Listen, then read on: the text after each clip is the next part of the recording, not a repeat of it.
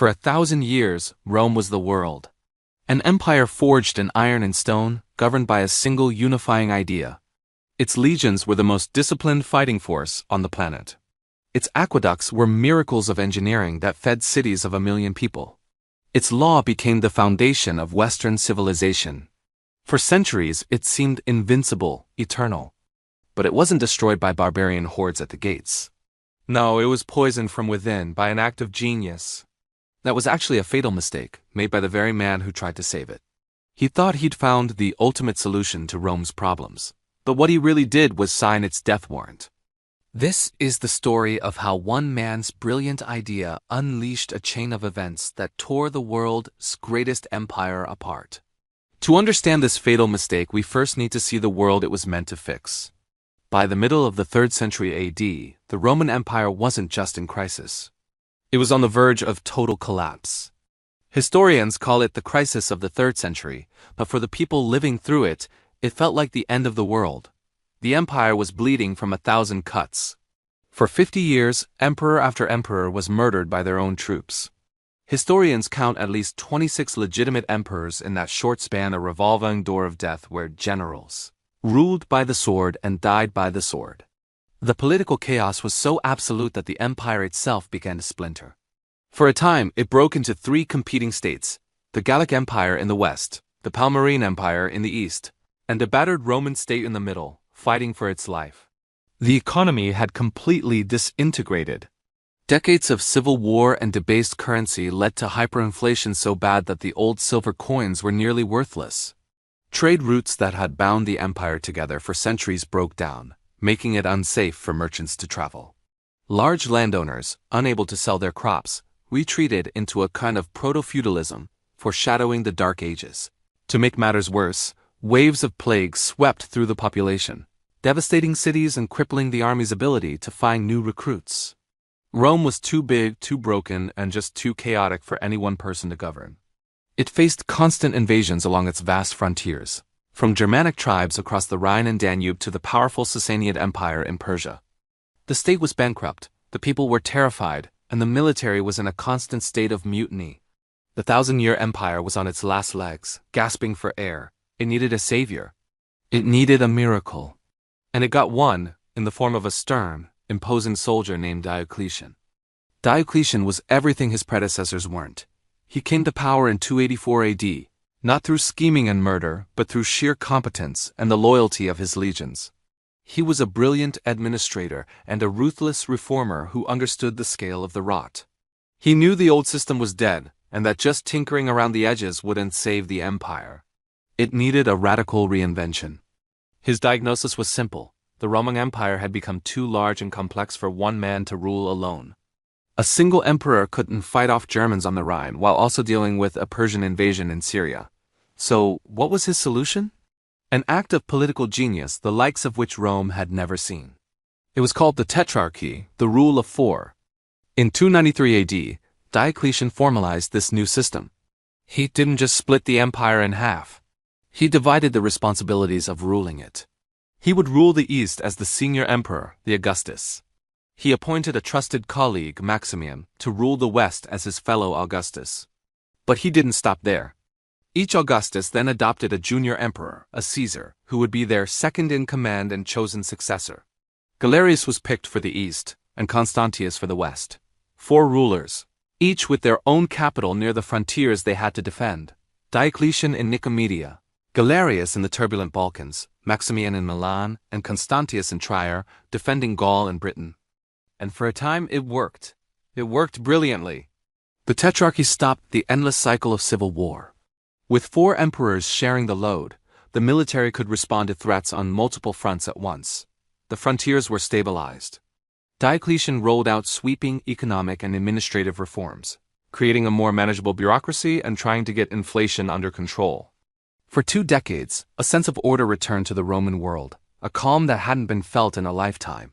Diocletian had pulled the empire back from the brink. He'd looked into the abyss and through sheer force of will imposed a new order. It was a masterpiece of statecraft. But it contained a fatal flaw. Diocletian's brilliant solution rested on one noble but flawed assumption: that 4 men could rule as one.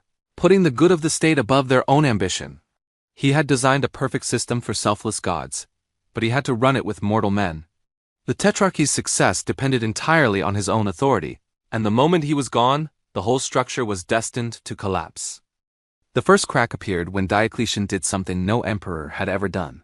He voluntarily retired in 305 AD, forcing his co-emperor Maximian to do the same. The two Caesars, Constantius and Galerius, were properly elevated to the rank of Augustus. But when Constantius died just a year later, the system shattered. His troops ignored the established rules and immediately proclaimed his son, Constantine, as the new emperor. Almost at the same time, the son of the retired Maximian, Maxentus, seized power in Rome. The fatal mistake was now obvious. In dividing the empire's command to save it, Diocletian had inadvertently destroyed its essential unity. The very system he created to prevent civil wars instead created new reasons to fight them. It had no way to handle dynastic ambition, the sons of emperors who felt entitled to their father's power. Within years of Diocletian's retirement, the Roman world was again drowning in brutal civil wars. The Tetrarchy devolved into a bloody free-for-all that only ended when one man, Constantine, finally defeated all his rivals and reunited the empire under his sole rule in 324 D, but the damage was done.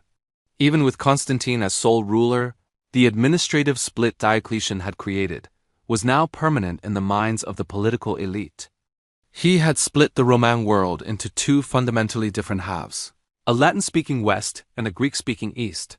They were no longer one empire with shared interests, but two rival powers competing for resources, soldiers, and glory. This psychological schism was the poison that would slowly kill the West. After Constantine's death, the division became entrenched. Although there were a few periods of unity, the empire was formally and permanently split in 395 AD between the two sons of Emperor Theodosius. From that point on, the fates of the Eastern and Western Roman empires would diverge dramatically. The fatal consequences of Diocletian's mistake now cascaded, one after another, leading to an inevitable collapse in the West. First, the economic gap became a weapon. The East had always been the wealthier half, home to the great centers of commerce like Alexandria and Antioch, and the breadbasket of Egypt. After the split, the vastly richer Eastern Empire could afford to maintain a strong army and formidable fortifications, like the legendary walls of Constantinople. When faced with barbarian threats, the East often had an easy option: pay them off.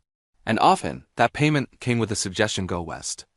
The struggling Western Empire, with its shrinking treasury and decaying infrastructure, became a convenient place to redirect the East's problems.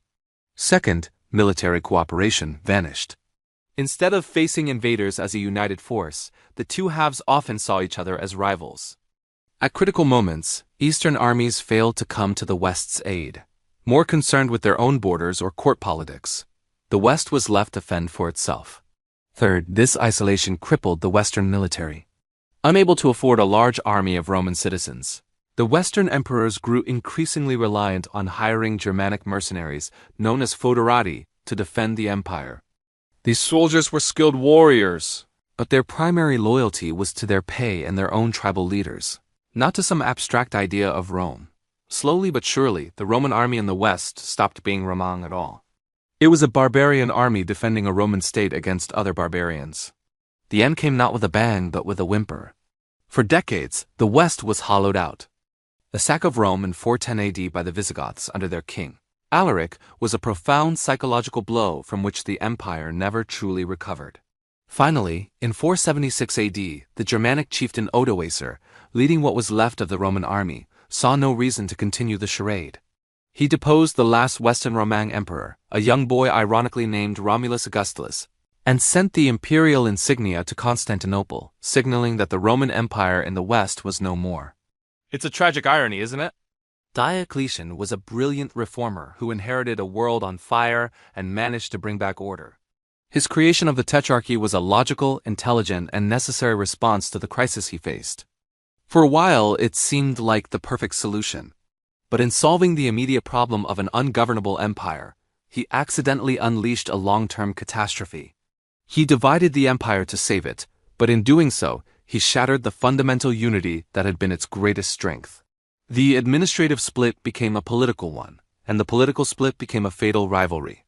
The fall of Rome was a long, slow process, not a single event.